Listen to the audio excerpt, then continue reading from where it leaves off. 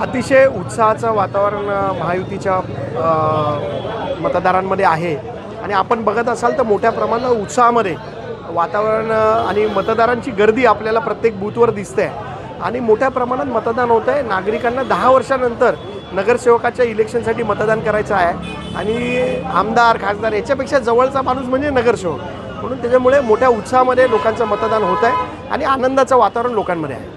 तुमची बिनविरोध निवड झालेली आहे, मात्र अन्य उमेदवारांसाठी सुद्धा तुम्ही डोंबिवली पश्चिमेमध्ये अनेक ठिकाणी सभा वगैरे घेतलेल्या आहेत, तर कशा प्रकारची जबाबदारी? नाही, अतिशय माझं जसं इलेक्शन होतं, मी जरी बिनविरोध झालो असलो तरी माझी स्वतःची निवडणूक आहे, त्याच पद्धतीने मी माझ्या प्रभागात काम केलं आणि जे आमच्या उमेदवार आहेत रसिका पाटील त्यांच्यासाठी सर्व प्रचार यंत्रणा, सर्व बाकीच्या सगळी यंत्रणा जी असेल ती माझी स्वतःची निवडणूक आहे, याच पद्धतीने आम्ही निवडणूक लढलो आणि आपण बघत असाल त्याच्यामुळेच हा जे उत्साहाचं वातावरण आहे लोकांमध्ये आणि जी बूथवर जी गर्दी दिसते ती त्याच कारणामुळे आहे.